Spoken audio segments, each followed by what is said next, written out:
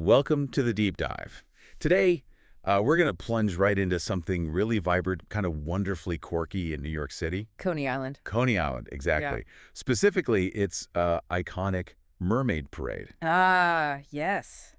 A real staple. It really is. And this year isn't just any year for the parade.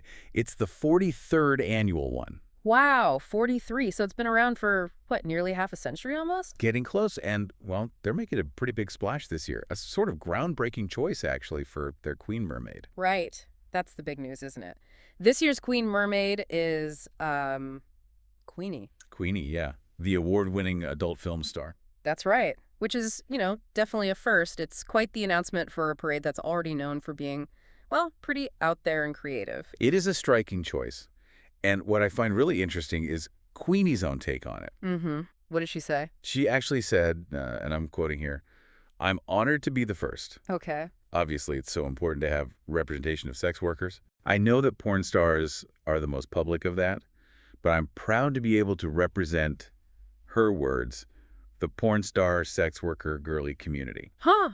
In such a big public New York thing. Exactly. Yeah. A really emblematic, long-standing tradition she accepted pretty readily. Well, she joins quite a list, doesn't she? I mean, past royalty includes some big names. Oh, definitely. Like Wow. Queen Latifah, Carol Radziwill. Yeah. Even the de Blasio kids were royalty once. Right, right. It's always an eclectic mix. And who's King Neptune this year? Ah, that's Eugene Hütz. The frontman from Gogol Bordello. Oh, wow. The gypsy punk band. Okay, that fits the vibe. Him and Queenie. It really does.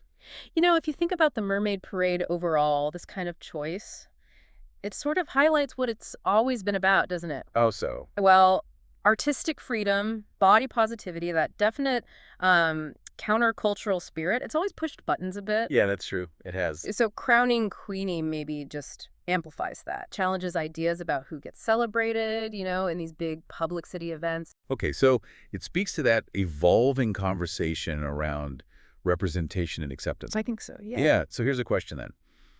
If the parade always challenged perceptions, what makes this choice feel so significant? Is it different this time? That's a good question. Is it like a new level of mainstream acceptance creeping in? Or is it still fundamentally the parade doing its counterculture thing? I think it might be a bit of both, actually, and that's what makes it interesting. Okay. Like, yeah, the parade has always championed the unconventional, Yeah. but choosing someone from a community that's, let's be honest, faced a lot of stigma, Mm-hmm. that pushes the idea of public recognition somewhere new, it feels bolder. Older, yeah. It's the parade saying something, maybe reflecting a wider shift where different identities are demanding, visibility and celebration, even in these old traditional sets. Right. It shows these cultural things aren't stuck in the past. Exactly. They're dynamic. Okay, so let's wrap this up a bit. Thinking beyond the initial buzz, what does this deep dive tell us? We've seen how this really storied New York institution, the Coney Island Mermaid Parade, made a totally unprecedented choice for its queen. Right. And it kind of blends its history with this very modern type of representation. Precisely. And Queenie's statement, being honored to be the first, feeling proud to represent her community, Yeah. it underscores that key idea. Mm-hmm. These public celebrations, these traditions, they aren't just static. They're not museum pieces. They're alive. Exactly. They're like dynamic stages. They can reflect what's changing in society, but also maybe even push those conversations forward about identity, acceptance, Yeah. who we decide gets to be, celebrated. Who gets put on that pedestal? Yeah. Which leads us to maybe a final thought for you, the listener, to sort of chew on. Mm-hmm. In what ways do these kinds of cultural shifts, like, a porn star being crowned Queen Mermaid, Yeah. how do they challenge or maybe expand our whole understanding of what it even means to be an icon today?